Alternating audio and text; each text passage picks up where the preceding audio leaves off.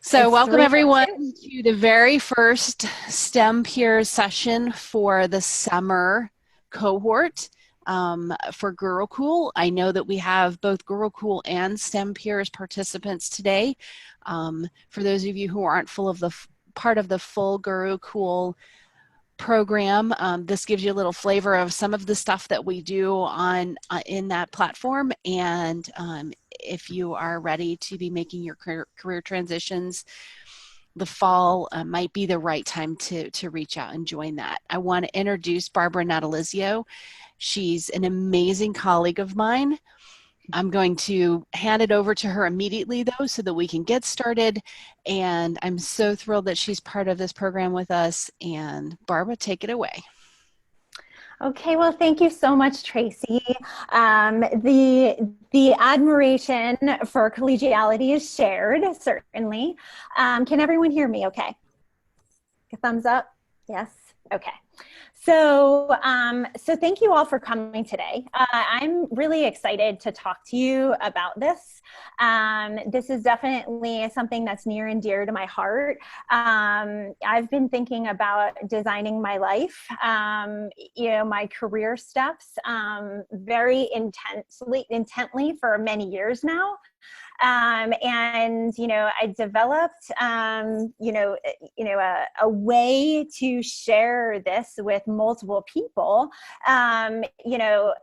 over time. And what's interesting is that it's an evolving process. And I'm super excited to welcome you into my way of thinking about it, and to also extend the offer for you to all think about different ways of exploring your next career steps, whether you are a graduate student or postdoc, or even further along in your career, and thinking about making a change. So I'll start with that. What I thought would be helpful would be for me to give a brief overview of my journey, right? And I use that terminology because it's important to have that awareness that it is a journey. It is an evolving journey. We'll use the terminology odyssey a little bit later, and we'll talk about that. My journey started with Duke University as a graduate student in molecular genetics and microbiology. During that time, I explored some other options beyond academia, not necessarily to the degree in which I explored them as a postdoc, but I did do some exploring. When I was a postdoc, I moved to Vanderbilt. I did my postdoc there, and during that time, that was about the same time that the NIH had a program called the Broadening Experiences in Scientific Training program. Some of you may be familiar with it. And it was basically a program that really incentivized institutions to think about what it would look like if, non-academic careers and other career trajectories were considered in this broad space. And what would that look like if career and professional development offices within institutions supported that type of training? And so the program that they had at Vanderbilt was called Aspire. One of the other things that I did while at Vanderbilt was called the Tech Venture Challenge, which was basically a business competition that was run out of the tech transfer office. It took upcoming, technologies from within Vanderbilt and actually put it in the hands of teams of graduate students and postdocs that were interdisciplinary teams from the university, and provided them with an opportunity to pitch this as a business. And then I also did a certificate in college teaching. So that's kind of those batch of experiences. My other group of experiences, speaking of, exploring options on a journey, I was fortunate to attend science communication training in the early days at the Alan Alda Center for Communicating Science, which just actually celebrated its 10th anniversary. And so I came back to Vanderbilt, was able to do some work in science communication that was you know, in a very pioneering stage at Vanderbilt, you know, and then that led me to another group called the Cultivating Ensembles in STEM Education and Research Group, which I became actively involved in, and I'm still actively involved in. As a matter of fact, I was just on the phone with them immediately before this call. And so I had these really interesting experiences, and then I transitioned to, you know, my time with the NPA, which I'm still actively involved with the NPA at this point. You know, served as a volunteer, transitioned to the board. I have been on the board for about 6 years. You know, I've done, you know, have had a tremendous growth and diversity of experiences with that organization. That also led me to the opportunity to be a science policy fellow at AAAS, which was an excellent opportunity to really learn about government and policy making, and really a diverse group of experiences and a wonderful group of colleagues, which was actually one of the best things about that experience, is really, you know, developing a network, building relationships. That also led me to work at the National Academies. I worked for approximately a year. I worked on several different reports on graduate education and biomedical scholars, minority serving institutions. So that was a wonderful time. And during that time, I met my current employer and interacted with some of them while at the National Academies. And that led me to my work in private philanthropy right now at the Rita Allen Foundation. And for those of you who are unfamiliar, the Rita Allen Foundation is a small philanthropic foundation that supports early career biomedical scholars, amongst other things, including our current focus, which is on science and society, which in this moment in history is becoming extremely interesting space to be in right now. So suffice it to say that I've had a very diverse set of career experiences, and this comes back to this idea of curiosity that we'll also revisit later. I was curious to know what was beyond just work at the bench, and I pursued opportunities that allowed for me to look into those opportunities and to have experiences. And all of those experiences led me to other things. And so right now, okay, so the session objectives today, right? What I'm going to talk about in this context is design thinking in the context of designing a career for you and designing a life. And it's really about building a joyful, meaningful life for you, which, you know, in its totality is both your personal experiences and your professional experiences, right? So it's both of those things. And a lot of this work and a lot of what I'll present today is really based on two books. One of the first book is Designing Your Life by Bill Burnett and Dave Evans. That was my first introduction really to design thinking, and really this idea that you could design your life around these principles and around this approach.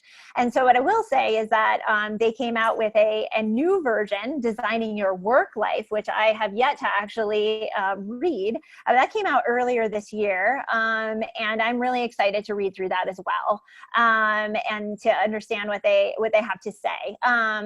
What I will say is that Bill Burnett and Dave Evans have been teaching this course at Stanford University for many years now. You know, and this book was their offer to the broader community to say, this is all that we've learned over years of teaching this course and how it can be applied more broadly, not just to undergraduates, but to beyond. Okay, in that case, yeah. Yes. Okay. So session objectives, right? So I just want to increase your awareness of what the design thinking approach is and what your mindset could be when you're thinking about this. I want to be able to kind of walk you through applying the principles and methodologies to intentionally designing a fulfilling career for you going down the road, with the intention that, you know, this is an ongoing process, right? Like, this is an evolving process. It's not going to be like, oh, I finally decided on what I'm going to do and I don't have to worry about it anymore, right? So this is an ongoing process, and I want to, you know, invite you to, you know, be aware of that and kind of lean into that as much as you can. Also, this is about, you know, empowering you to build your relationships, build a community of practice around, you know, what this looks like for you, and discover, you know, there's so much more to be explored, you know, after you leave graduate school, after you leave your postdoc. You know, I mean, my first slide, I think, gave an indication of what that looked like, at least for me, and I'm not done. And so I have a lot more exploring to do and a lot more adventures to have, and, you know, just trying to embrace that and thinking about how we move forward. So what I'll say is I'm going to start off with just saying, you know, give you some context about what we're kind of talking about and how you might launch this idea and how you might get started in your mind. Then I'll go through a design thinking introduction. We'll talk about dysfunctional beliefs and this idea of reframing problems. I would like for you to participate with me in a work view and life view exercise, and also the exercise of developing a quick Odyssey plan for you with the new concepts that I've introduced. And then also just kind of going into, where do we go next? What is next for you, and how do you go about doing this?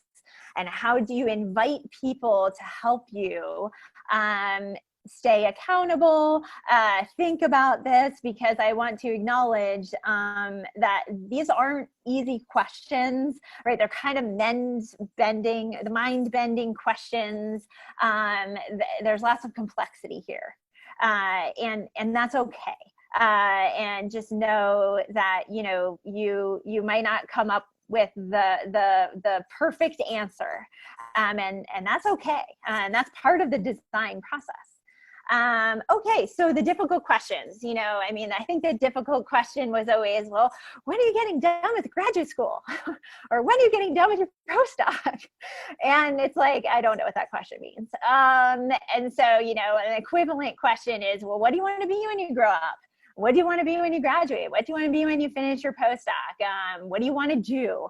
You know, and even at my older age, you know, I guess, what am I, 10 or more years out of graduate school, that, you know, it's still evolving. But how do I get there, right? And then also appreciating that there are many stages of your career, right? And there's many, you know, sub bullets, right, within these points, right? So yes, you have early career. Yes, you have a mid-career. You have a late career, and then you have, you know, what people call an encore career, right? So after you retire, what do you do, right? So there's so many possibilities, right? So many possibilities to consider here. So design thinking is a process of agency. And so when I think about design thinking, it really is, it provides you agency to really give context and a systematic basis and approach to approaching complex or wicked problems, as some people like to call them. You know, this is not an engineering problem. This is not a marketing or business problem, right? This doesn't have an obvious, I don't want to say an obvious answer necessarily, but like, we're not building a bridge here and there's a data set that we can go back to and calculate numbers and there's a right answer. And then you build the bridge to those specifications, right? So this is a much more complex, you know, situation. There's emotion, there's family, there's your professional life. There's multiple things that are, you know, kind of participating in this process. And so, you know, so design thinking, you know, but it is an approach, right? And it's an interesting approach. So here's the approach, you know, generally speaking. So the first step of design thinking is really empathize. So the idea is, if you had a problem in hand, like you need to conduct interviews, gather stories, seek to understand, be non-judgmental. I think this picture, I love this picture. It really does kind of get to the heart of what being empathetic is, right? So what is this person, right? What is this, what is this little girl trying to do, right? What is her perception of trying to get a book off of a shelf, right? And that's just one way of interpreting what this image is telling us. And so, right, being empathetic to what, to perspective, and gathering stories and being in a situation where you're trying to listen and learn and understand perspectives. Defining the statement, defining the question. Right? This is about understanding the user. So take what you've learned from empathizing and your interviews and your collecting of stories, understanding your user, defining their need, and also bringing the insight that you've gotten from these interviews and these stories, right, and all of this to create what's called a point of view statement, and just really to define the problem. And then you have the ideation stage, right, which is basically brainstorming, right? No idea is wrong. No idea is too outrageous. You want to go radical here. You want to throw all the ideas on the table. It can be completely absurd. It doesn't matter. You just want to brainstorm. This is also, yes and thinking, which some of you might be, familiar with, is really like, this is not, coming to the table and be like, or no, that doesn't sound like a good idea. Just everything goes into the bucket. And then you do have to prioritize, right? And then ultimately, right, you're taking these ideas and you need to, now you've brainstormed them, and now you need to start thinking about, well, I can't do all of these things. So we do need to prioritize some, and also be okay and be satisfied with the idea that you are prioritizing them, and that's okay. All right. So everybody knows what a prototype is, right? So simple. Try it. Does it fail? You learn from there, right? Repeat. Right, and then test. So what I'm going to say is, let me move this. Yes. Okay, Tracy's giving me the thumbs up. Is it? Maybe I can. It was a little garbled there. So let's, if you would just, talk about the repeat and the iterate, that one last bullet. And I think everyone, we got a little garbled there for just the last bullet, I think. Okay. So yes, thank you, Tracy. So this is really about, iterating quickly, like failing fast and iterating quickly. So you just need to kind of repeat, and then testing, right? Like, what did you learn from the prototypes that you made and you tried and you tested, and then, right, and repeat. So, I'm going to move on and say, this is another way of thinking about it, right? And what I love about, this particular image is that, there are circles that actually are interlocking, and that are, okay, we're good. So anyway, that are interlocking, and that, that the arrows keep on going back to repeating that cycle again and again and again, right? So part of this is about gaining an understanding, right? That's what the early phase is about. Then exploring all sorts of different options, like, let's try out these different things and experiments. And then the testing and implementation is more about, materializing that into something that you can sink your teeth into and really go down the road with. All right, so dysfunctional belief and reframing. So dysfunctional belief is an interesting piece of this puzzle. Dysfunctional belief happens when you hit a snag, right? You hit a roadblock and it becomes something that, just puts everything on hold. You say, oh my gosh, like I can't get beyond this question. And because I can't get beyond this question, I just can't continue on. And so really this is about, taking those beliefs and then reframing them into something different. And in terms of designing your life, one of the things is to say, I need to figure out the best possible way moving forward, right? And it's really not about the best, because there could be many bests given all of the influences on your personal and professional life, right? And again, a journey that has its ups and downs, and a journey that, exposes you to all of these different things. For example, right, if I had decided in graduate school or in early days of my postdoc, my best possible life is this, and I'm only going to pursue these things, and then that would have hit a snag, right? Like instead, I did a lot of different things. I did interdisciplinary teams. I did, business. I did National Postdoc Association. I did policy. I did, I was the chair of our postdoc committee. I worked with all manner of people. So that gave me a diversity of experiences. Right. So, and also another one is, it's too late, right? I've already committed to saying I'm going to be a PhD in molecular genetics and microbiology, and that's my career path, and it has to be science, and it has to be genetics, and this is my path, and it's my chosen path. And what I want to reiterate here and really stress is that it's never too late to design something that you love better. And really to be creative in that space. What I'll also say as part of this is that thinking about the diversity of experiences that you could think about taking on.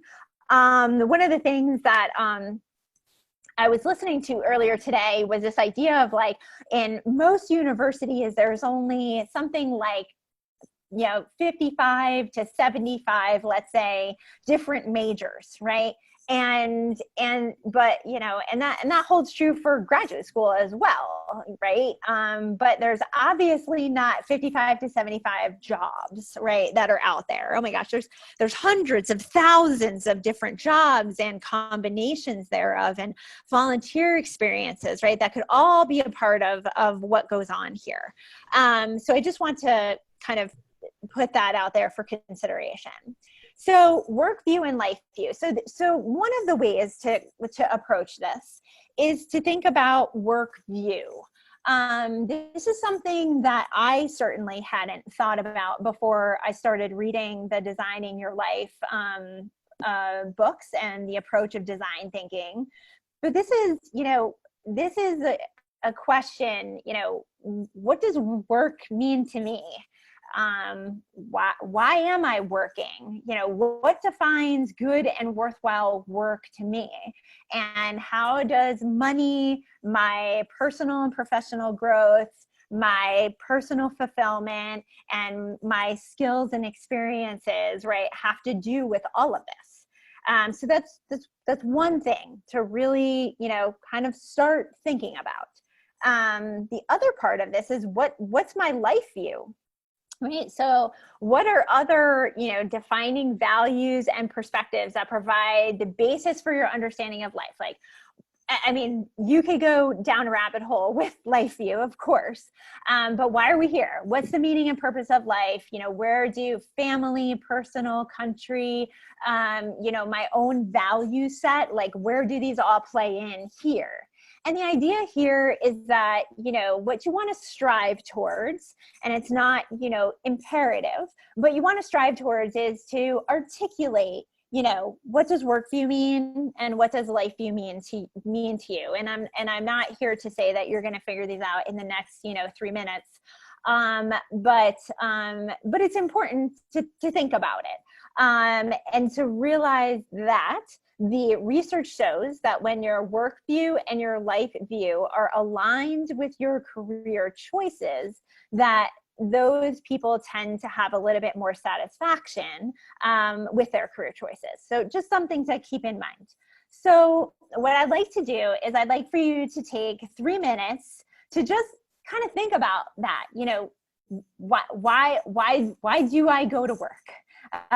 You know, what makes, you know, what is worthwhile about work for me?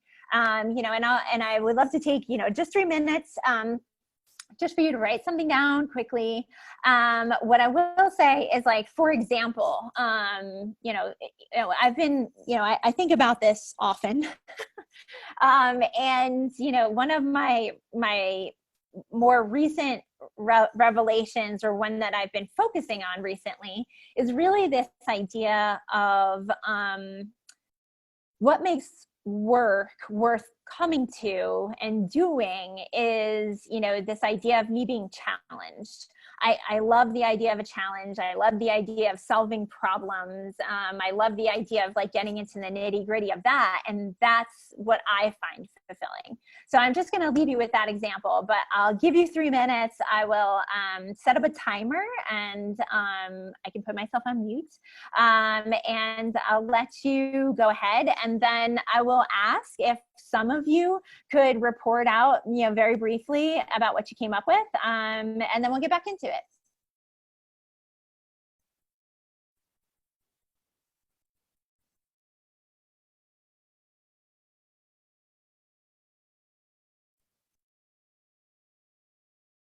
All right, everybody. All right, I'll bring us back. Does anyone want to report out on what they were able to think about their work view? Yeah, I think somebody messaged from Nandakushore Mule. Can I read it? Sure. Yeah, so he says, intellectual stimulation is driving force for me to go to work. Then number 2, in a broader sense, the sense of giving back to the community by making lives better through research is very satisfying. And last but not least, remuneration is important for sustenance. I mean, monetary as well as recognition, which makes it worth to go an extra mile to make things work. Well, that's great. Wow, I wish I could have come up with that in 3 minutes. That's fantastic. Yeah, no, that's great. I'm very, you know, this is completely in line with, you know, what's great about exploring your work view, and then thinking about future career trajectories, you know, with that in the back of your mind, right? Because it's a little, it becomes very disjointed for you as an individual when, you know, you realize that your work isn't necessarily fulfilling that, but then it becomes a puzzle, right? It's a puzzle to solve. Like, what is it about my work that's not fulfilling for me right now? And then it's also a puzzle if you are saying, you know, my work is fulfilling for me right now as a graduate student and postdoc, and defining why it's fulfilling for you, and then applying those things and saying, okay, how do I match, you know, that fulfillment in a future career, or in my next step in my job trajectory? I will also, we can also share this other one that's in the chat if you want to. Yeah, there's 2 others. There's two others. Okay. Yeah. Do you see them? I do. Work means an opportunity to learn something new every day. Oh, I love that part of work. Being part of the solution to a bigger problem, either a scientific question or an unmet medical need. Being able to interact with colleagues from different backgrounds. Absolutely. I love that diversity piece too. Problem solving, something concrete that I achieved at the end of the day. Love that idea of deliverable, and what am I gaining from working, and having that be meaningful to you.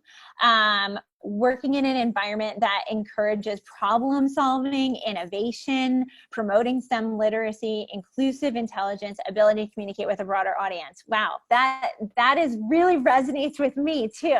I absolutely agree. I love working in innovative spaces. That was one of my favorite things about working working at the National Science Foundation, because, as fellows, we were able to really interact with the program officers and really lend our expertise and lend our thoughts to what was being developed in terms of different programming, different solicitations, how those solicitations might be altered or changed, and like kind of how they were being altered in order to get to an end point where we would encourage more innovation, right, from the community. And I'll close with this one. Being able to make an immediate impact on people's lives is one of the major driving forces. Paid well is a very important issue so that you can live a comfortable life, right? And I think that is very much a part of what we all desire, right? Because if we're comfortable financially, then we can usually give more of ourselves emotionally or through a volunteer capacity, or other things that we have a passion for, right? Because many of us have multiple passions. Okay, whoops, oh my goodness. Okay, all right. So now I would like to take you through another exercise. And so this exercise is really building on, kind of building on that work view. So now you've thought about what your work view would entail. What is important to you about the work that you do? And I'm going to encourage you with the Odyssey plan to really think outside the box. And so, if you had all the money in the world, what would you do? So, if I was, living on a yacht in, the South Pacific, and I could do anything that I want because I didn't have to work, then what would that look like for me? And so, and I'm going to, in my next slide, I'm going to show you an example of an Odyssey plan, an example Odyssey plan that we can kind of walk through in addition to that. And so basically you have to draw the timeline, right? So I believe that the timeline, in the worksheet that's available through Designing Your Life is like a 1 to 5 year time frame, but it can be any time frame. But you want to include personal and professional events, right? Like, what is their family? Is there childcare? Is there elder care? Is there something else? Is there travel? Is there education? So all of these things. So, and a creative title should naturally emerge, but it's not a requirement. And so this is just like a version of your life. Like, okay, this is one version of your life. And typically I would encourage you to develop multiple Odyssey plans. Usually the happy number is 3. And so, you need to ask questions. So what other new and different things might I need to learn in this version of my life? And we'll talk about it a little bit later. But for example, if you wanted to run a nonprofit organization, what would that mean for you? All of the things that you need to learn in order to be successful in that situation, right? And so that's gauging, right? So what resources might I need in order to do, right, this plan? How do you feel about this plan? Like, once you actually have it down on paper, are you feeling excited about this plan? Are you being energized by this plan? Like, are you just like, oh yeah, if I was able to make this happen, that would be awesome. And so is that how you're feeling about it? Or like, once you write it down on paper, you're like, maybe I thought that this was a good idea, but maybe not. Confidence. So do you have the confidence to pull it off? What would you need in order to have the confidence to pull it off? And does the plan make sense, right? So, you know, I mean, again, right, this is a version of ideation. So all, you know, ideas are welcome. However, you know, if this, you know, has you in Antarctica and, Denmark at the same, year period of your life, I don't know whether that's a possibility and whether that makes sense. Things to consider: geography, where would you live? Right now it's pretty interesting because a lot of everything is online, so maybe that's less of a concern. What experience will you gain? What skill sets? What are the impacts of choosing this path? So here is an example of one example of an Odyssey plan. So this person's Odyssey plan, you can kind of, it's a little, it's supposed to be like this, right? Like it's supposed to be messy. But this person kind of has 3 parts to this, right? So this version says, I want to start a nonprofit. I want to start a 501(c)(3). What do I need to do, right? Like I need to raise money. I need to recruit staff. I need to figure out what development is for, right? I need to think about where this nonprofit might be. Do I need staff? Do I need a board? Do I need a location? What does that mean, right? How do we bring it to scale, right? Over a course of, like, let's say 5 years. And then there's, if you go, a little bit, further down, don't forget about family.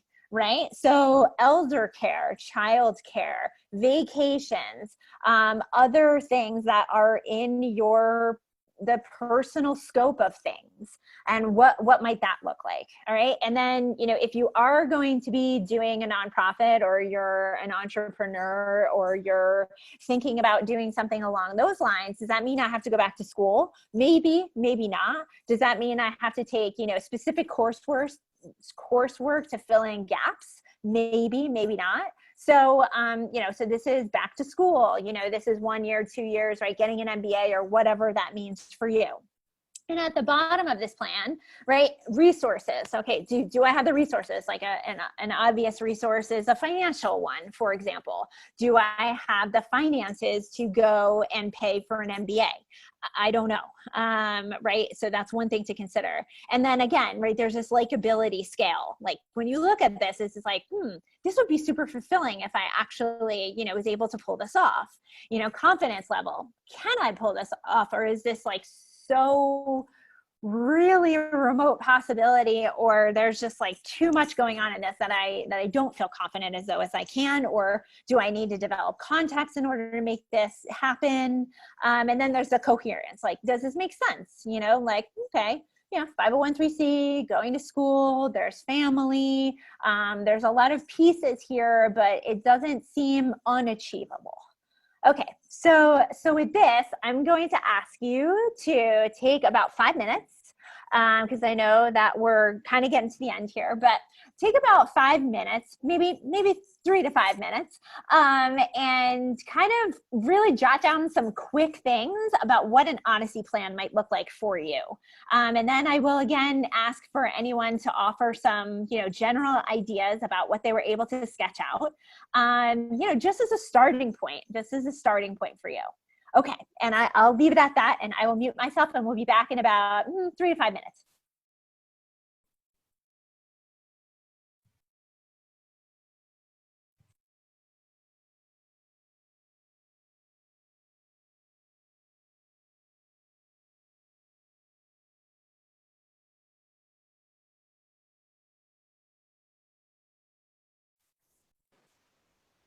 We're recording again. You can go.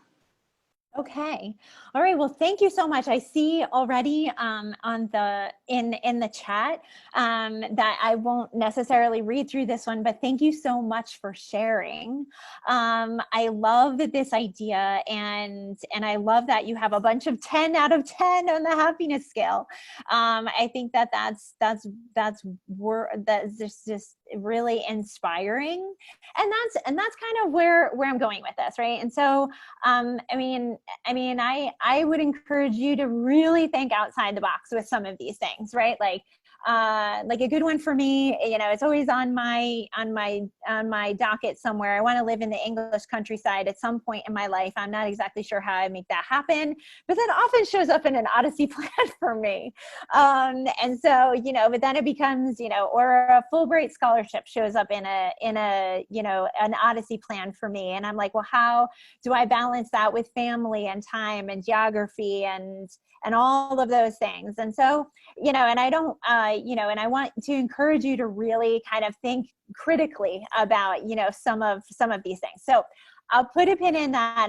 I'll set it for homework for you guys, and you can think about it. But I hope that kind of is setting you in the right direction to really think about, like, what if I were to do like an Odyssey plan or multiple Odyssey plans and really kind of put it down on paper instead of like these ideas that are kind of floating around in my head that I haven't really exactly put my finger down on, and like put it out on a timeline and see how that all aligns with, personal, professional, where you are, your career, all that stuff. All right. So I will move us along here. Okay. So now we've done work life. We've done Odyssey plans.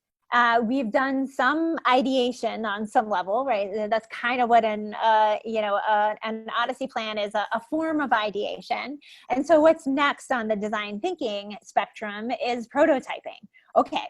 So you've now decided, perhaps you want to run a 501(c)(3). So what does that mean for you?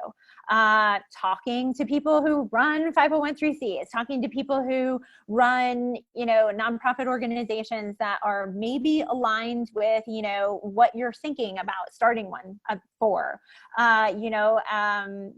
thinking about, different alternatives to 501(c)(3)s. If that requires you to go back to school, it may or may not. You can talk to people who have started 501(c)(3)s who didn't get their MBA, or who took a different set of coursework that's maybe less that's equally as prestigious, but perhaps less expensive than investing a substantial amount of money in an MBA. Or maybe that means going to a place where they might pay for your education in, some way, shape, or form. So all of those things, right, to say is that, go ahead and start planning what these conversations are. Start making connections, asking people, ask for help. Oh my gosh, just ask for help. People are there and they want to be supportive and they want to help you get to whatever that next step is. This could be job shadowing. It could be internships. It could be fellowships. It could be different types of experiences. Right now it's kind of an interesting, time.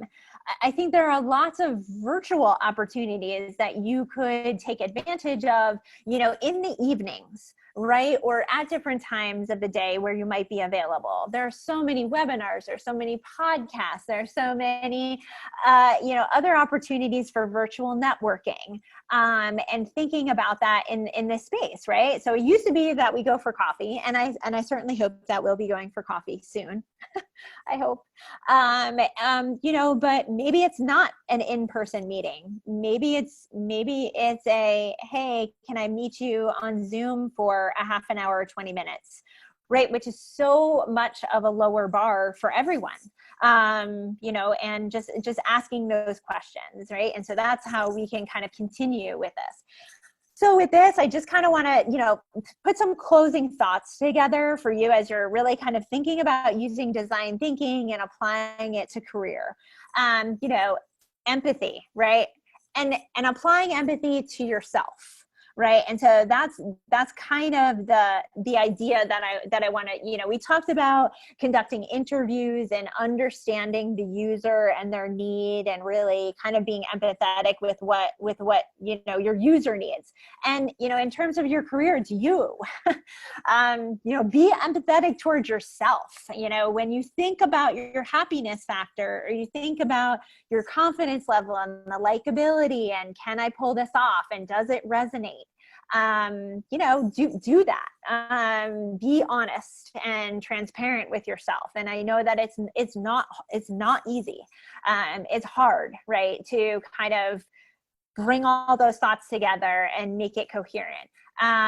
You know, defining the problem, right? So you as the user have this need, right? And it's informed by these insights that you've gotten as a result of your kind of having these open, honest conversations with yourself. You know, and then you have the ideate stage, which we kind of just did a little bit of, you know, but okay, these are my needs. I'm the user. What can I do? What are options? You know, let's think about it. Can I get in touch with somebody? Can I contact somebody? Can I, you know, apply for a random job? Can I, you know, can I do a little bit more exploring about job titles, about job functions, about, you know, different careers that I may not have even thought of? I mean, what I will say is that, you know, it is beneficial to put your name in the hat for different things. You know, I only shared in my early slide the things that, you know, kind of resonated with me and took off with me, right? So, you know, I love doing the Tech Venture Challenge. I love doing science communication. I love doing the policy work, right? But there were so many things that were in there that I did that I was just like, oh man, this is not for me. So, and that brings us to prototyping, right? Like, so fail fast, right? Iterate, try, experiment, and know that, you know, and it's a gift when you realize I did this and oh my gosh, this is not at all for me. Because it's something that you can be like, I did it and I tried it and it's not. And that's okay. And then the testing phase, right? And implementation. So what I would love for you to do, right, is, you know, a follow-up to here, you know, identify someone within this group, you know, who has a shared interest, you know, in developing these ideas with you. I will say when I first got started with this, it was because my friend Chi Chi came down, you know, to my cube one day while I was at NSF. And she was just like, I read this most amazing book and you have to do this with me. And this is really how this started. You know, and we developed a working group together. We held ourselves accountable to meeting and talking about these things and really asking each other the hard questions. And I really encourage you to do that. So ideate, brainstorm, be creative. You know, you don't have to do it in isolation again, right? Like this is about community building, relationship building, all of that, right?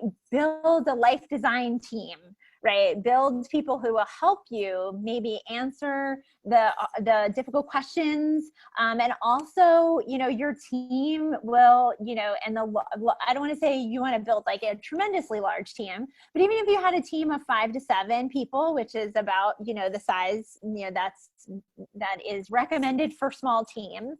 You know, you could say, I really need to find somebody who's an entrepreneur. Does anybody know who I could talk to about that? And maybe within your team of 5 to 7, and there are broader network beyond that, would probably be able to help you find someone. So this is really about the collaboration, and it does take a village. So final thoughts, changing your mindset. Be curious. And I know that all of you are curious already. You're graduate students and postdocs and you're very curious. So I don't even have to worry about that, right? So curiosity is not something that we as STEM individuals lack. But I encourage you to explore. Bias to action. Just do it, right? Like don't hold on to it. Just try and let it go, right? Try and do it, do the things, try things, you know, again, they may or may not work out, but at least you tried it and you have that experience under your belt. You know, reframing, don't get stuck at a point where it's just like, oh, like I just can't solve this problem, or it's just too much, or I need to find the exact perfect thing. Just no, it's okay. Like realize that there is no exact perfect thing. There are multiple avenues that you can explore. And awareness, right? Like be kind to yourself. This is a process. This is a journey. Like I just gave you a smattering of some of my journey that I've had. And in, another 10 years, I'm sure there'll be another, extended slide of many things that I'm sure I've tried. And some I will have succeeded in doing and some not. And radical collaboration, right? Like, this is building relationships, embracing your vulnerability, asking for help, finding supportive collaborations. So life design is a journey. And here's some additional resources. Again, I would encourage you to, maybe not redesigning your life, but there's plenty of information online about, what they talk about in that particular book. I'm really looking forward to looking into their new book and understanding. On Creative Live, there are some Designing Your Life courses that you can take, so that might potentially be an option for some of you. And I'll end that with thank you, and I'll take any additional questions. Tracy, I don't know if you would want to moderate. But again, right, like, this is a dysfunctional belief, right? Like, if you're successful, you'll be happy. Well, let's reframe that, right? True happiness comes from designing a life that works for you, right? And at the end of the day, it's really about you and your career and your happiness and your own, personal and professional experiences that frame your life. So thank you. Thank you, Barbara. That was absolutely amazing. There is a question a couple of questions that have come up, but the first one here that I'd like to sort of pitch to you is, there's a fear of failure when you're in that prototype phase, right? So the question is, do you think design thinking should allude to the fear, or do you think that it should facilitate it or lean into it, or how do we reframe that so that it doesn't feel scary or intimidating? Scary. Yeah, no, I hear you. I think that's, been my experience, is that, these are all life experiences. And I think the way that I reframe some of these things is like, if it's scary to you and you're afraid to fail, which we all are, I think, a good example is a job opportunity, or something is made available to you, or is offered to you, and you say, oh my gosh, this is so outside of my wheelhouse. I have no idea whether I would be successful. And with that, I would say, why not take a chance? And you know what, if you're not successful and it doesn't end up working out, I think that there's a way too that you can flesh out in your mind, okay, so what if I'm, kind of think in advance. What if I'm successful doing this? Oh my gosh, all these great things will happen as a result of my success in this position, right? And then you can also look on the other side and say, okay, well, what if I failed? Okay, well, list out to me what would happen if you failed. Like, worst case scenario, what would happen if you failed? Well, if I took on a job that I was just totally terrible at, and it was the wrong fit, and this, that, and the other thing, you know what would happen? I would say, oh, I'm going to put that in my back pocket. It's going to be my 6-month experience, my 1-year experience, my whatever, and I'm going to work my hardest to say, this is what I learned from that experience, and then use that as a launching pad to continue. And I think that you can look at it in that way, and that maybe make it a little bit less anxiety producing, a little less scary, and just being like, okay, well, let's list out, what happens if I was to totally bomb this, right? Now, I've certainly been in that experience, and then you say, right, like, that's the interview question. Give me an example of the time that you failed and what happened, right? And that would be the perfect opportunity to use that experience and say, okay, well, this is what happened. I made a not so great choice. And this is what I learned from that. And that's how I'm growing. And that's why I'm moving in this direction now.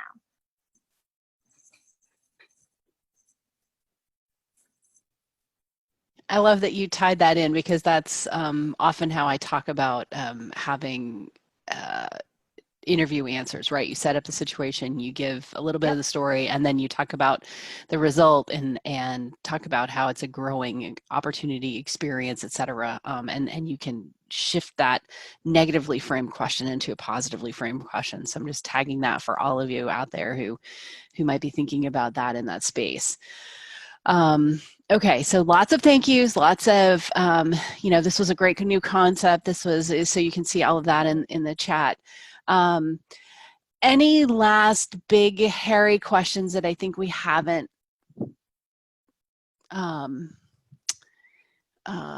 responded to? So there is a question about visa question and situations. So maybe thinking about how to do this and with that in mind might be one last piece for you to think of, and maybe in the context of the webinar that we just did for MPA, where there's an example or two out of that could be done quick. Yeah, I mean, so I will say that. So the NPA, the National Postdoctoral Association, and the American Physiological Association actually just held a webinar yesterday about navigating pandemic-related international issues. So the recording of that should be posted soon. I can certainly share it with Tracy, and then she can share it out with all of you.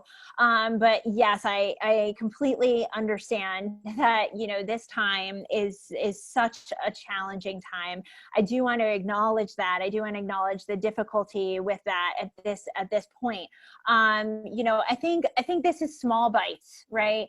I think that, sometimes when you're thinking about these things, or even developing Odyssey plans, right, you're thinking like super big picture, but maybe this is a really, really small bite. Maybe this is, I want to take I want to be a better communicator, and I want to take this, short course that requires very little time, and I could just do a small checkbox. I mean, that I think would be interesting, right? Like if you have something in your mind that you're like, I think that this is the next step that I want to take. And if this is, and it doesn't require much investment of time and all of thinking about this, but it's like, okay, I would need X skill or Y skill in order to be successful in that position. What can I do that's a nibble, that's a small bite that shows that I have put something towards gaining a skill set that would make me a more attractive candidate? Like, can you just do something really small? That's not really a huge requirement of time, because I hear this from every conversation that I'm having right now, is like people are struggling, people are challenged, people are overwhelmed with what's going on in the world right now. So you're not alone. But I think, maybe it's just a really small bite, and maybe just taking advantage of the fact that there's so many things that are offered online, just to like add something small to your CV right now, just to be like, this is something I accomplished during that time. And it was small, but I accomplished it. All right, so I hope that was very useful, and I'm going to go ahead. There was one other question that was asking if your communicating science was at Stony Brook, and it was just a course, right, that you took? Yeah, it was just a course. And so what I will say is that Stony Brook does offer like a webinar series, as they have like a learning lab kind of webinar series that they do have up and running. I do think that you need to quote unquote apply for it. I don't know how many slots they have, and I haven't looked in a bit of time, but if you explore the Alda Center website, there are a bunch of excellent resources through there as well. All right, and with that, we are slightly over time. I want to be respectful of Barbara's time and to say thank you very much for your time and your insight, for using this to help us, deal with some of the big, hairy questions that we have right now, and get through some of the challenges. And I think that this really gives some structure and some ownership and some real concrete tools to think about, how to take control where sometimes, especially right now, we feel like everything's spinning out of control. So, I encourage you guys to think about, how can you take this and do something with it. And with that, I'm going to give all of you lots of homework. Like Barbara, I'm seconding Barbara's homework. Do all your homework. And thank you so much, guys. And we will see you in about 10 days. The next session is going to be doing some transition planning. I'm going to be pulling in a little bit of this into that process, just so that we can, keep reiterating and building. And then we're going to be talking about a lot of different career paths and how to think about those and how to really deep dive into that self-assessment, think about what that means for you and your careers going forward. So enjoy your time over the rest of the weekend, and I will see you in a week. Thanks, everybody. Thank you.